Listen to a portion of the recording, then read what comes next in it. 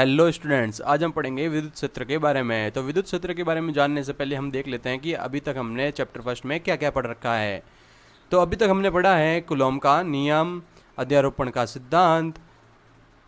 ये दो important topic हमने इस चैप्टर में देखे हैं। तो देख लेते हैं कि कूलॉम का नियम हम क्यों यूज़ करते हैं। तो कूलॉम का नियम हमेशा यूज़ किया जाता है दो आवेशों के कारण जो प्रतिकर्षण या आकर्षण बल लगता है उसका मान ज्ञात करने के लिए।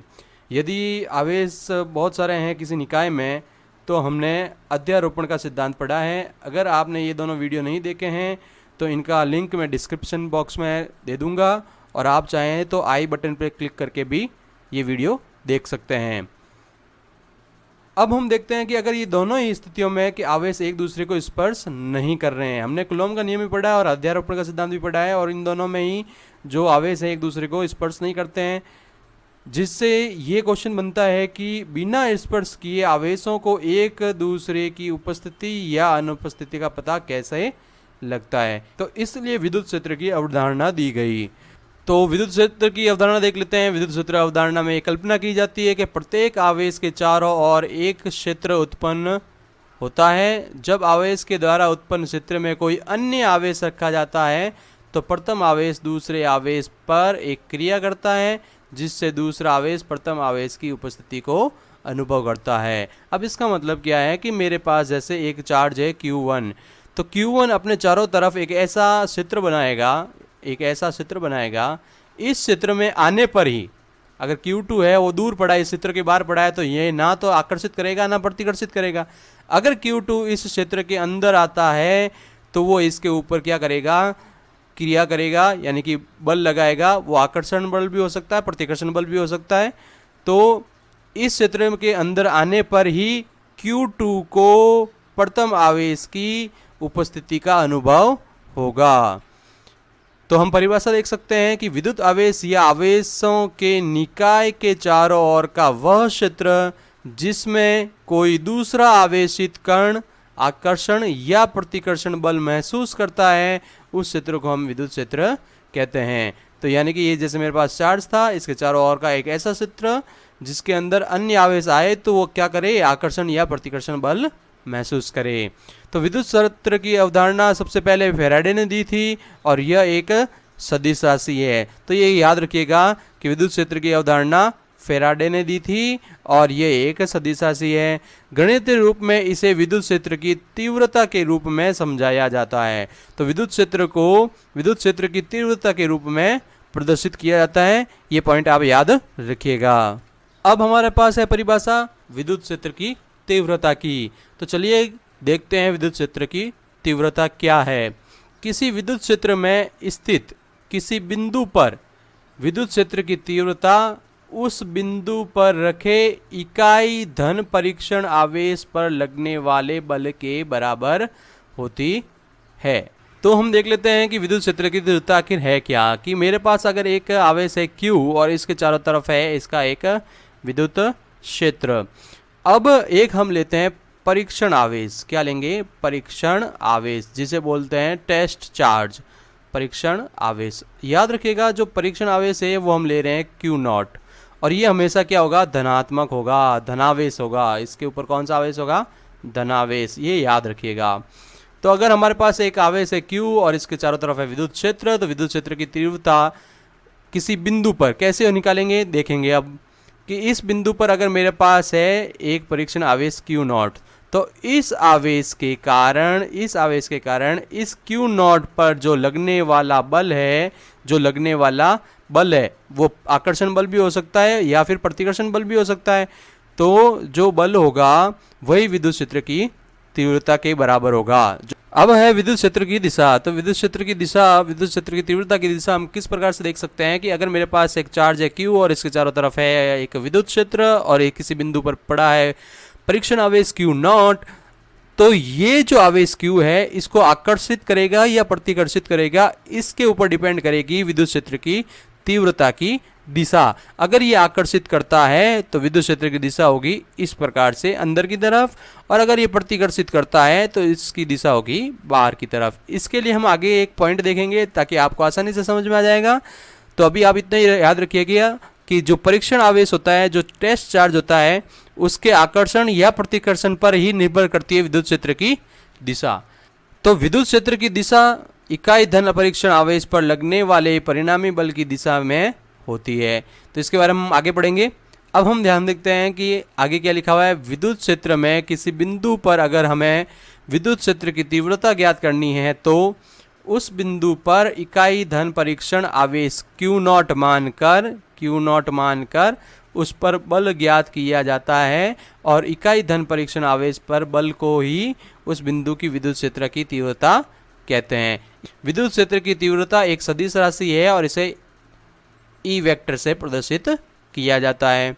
ये एक मोस्ट इंपॉर्टेंट पॉइंट है। आप देखिएगा कि ये पॉइंट क्या है कि इकाई धन परीक्षण आवेश अत्यंत अल्प धन आवेश होता है जिसका विद्युत क्षेत्र नगण्य या नहीं होता है, अर्थात इसको किसी अन्य आवेश के विद्युत क्षेत्र में रखने पर अन्य आवेश के विद्युत क्षेत्र में परिवर्तन नहीं आता है। अब इसका मतलब क्या है वो हम देखते हैं कि जैसे मेरे पास एक आवेश है Q और मैं इसके अंदर यहाँ पे एक पॉइंट लेके आता हूँ, एक आवेश लेके आता हूँ Q0 जो कि परीक्षण आवेश है, टेस्ट चार्ज है। तो ये जो टेस्ट चार्ज होगा इसका जो विद्युत क्षेत्र है नगण्य होना चाहिए या ना के बराबर होना चाहिए। तो एक पॉइंट याद रखिएगा कि जो Q0 होता है इसका जो विद्युत क्षेत्र होगा ना के बराबर या नहीं होना चाहिए। अगर इसका विद्युत क्षेत्र हुआ तो ये जो Q आवेश का विद्युत क्षेत्र है उसको प्रभावित कर देगा।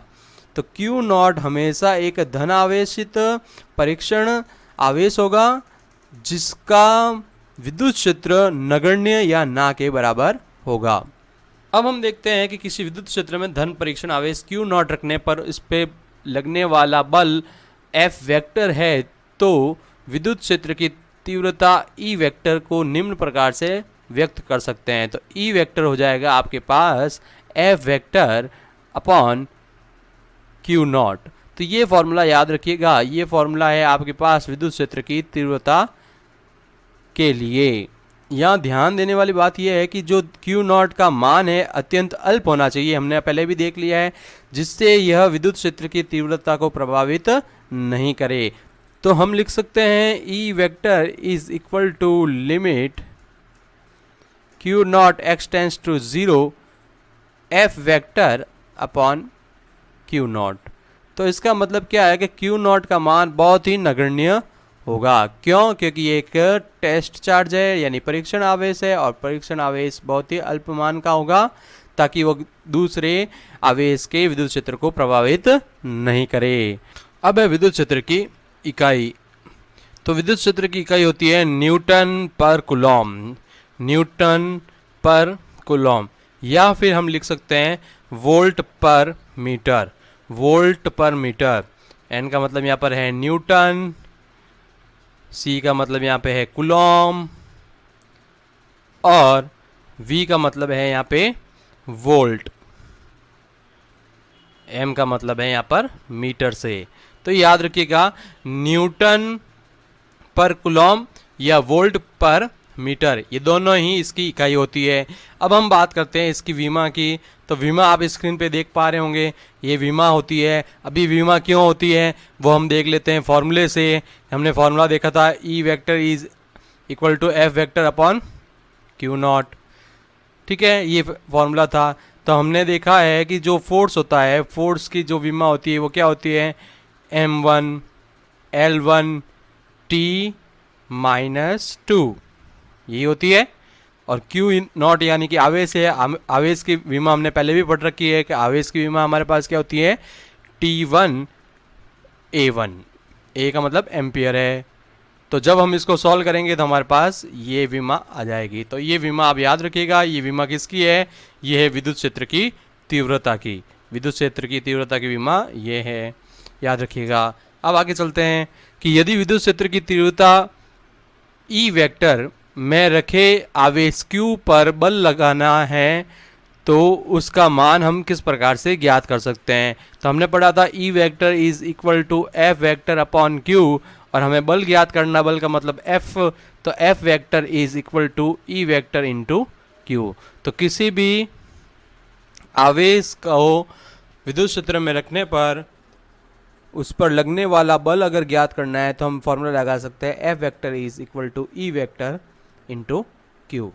अब हम देखते हैं कि विद्युत क्षेत्र की दिशा क्या होगी, विद्युत क्षेत्र की जो तीव्रता होगी उसकी दिशा क्या होगी। तो विद्युत क्षेत्र की दिशा ज्ञात करने के लिए सबसे इजी पॉइंट है, आप देखिए अगर मेरे पास एक आवेश है Q और एक परीक्षण आवेश है Q नॉट, तो Q नॉट हमने देखा है कि क्या होता है, हमेशा पॉजिटिव होता है। क्या होता है? पॉजिटिव। अब हम बात करते हैं Q की। तो अगर Q पॉजिटिव है, अगर क्या है Q पॉजिटिव है, तो ये इसको क्या करेगा? प्रतिकर्षित करेगा। क्या करेगा? प्रतिकर्षित करेगा, यानी कि इसकी दिशा होगी इस प्रकार से बाहर की तरफ। अगर Q इस तरफ आएगा तो इस प्रकार से, तो ये प्रतिकर्षित करेगा तो दिशा इस प्रकार से होगी। तो आप ये चित्र देख पा रहे होंगे कि अगर हमारे पास आवेश धनात्मक है, अगर आवेश क्या है? धनात्मक है, तो उसकी विद्युत क्षेत्र की दिशा इस प्रकार से होगी। अब हम देखते हैं कि अगर हमारे पास आवेश Q है और वो क्या है? नेगेटिव, ऋणावेश है, तो Q नॉट क्या होगा? धनावेशित ही होगा, क्योंकि ये जो परीक्षण आवेश होता है वो हमेशा धनावेशित होता है। तो ये नेगेटिव है और ये पॉजिटिव है, तो ये क्या करेगा? ये जो चार्ज है Q वो इसको क्या करेगा? आकर्षित करेगा। क्या करेगा? आकर्षित। तो इसकी दिशा इस प्रकार से होगी, तो जो बल लगेगा वो इस दिशा में लगेगा। तो आप देख पा रहे होंगे यहाँ पर इस स्क्रीन पे कि अगर यहाँ पर हमारे पास जो चार्ज है वो नेगेटिव हो, जो चार्ज है वो क्या है? नेगेटिव है, तो उसकी जो विद्युत क्षेत्र की दिशा होगी वो इस प्रकार से होगी।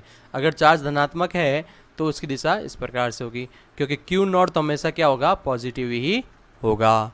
तो ये दोनों ही दिशा आपको याद रखनी है कि अगर आवेश धनात्मक होता है तो इसकी दिशा ऐसे और ऋणात्मक होता है तो इसकी दिशा इस प्रकार से होती है।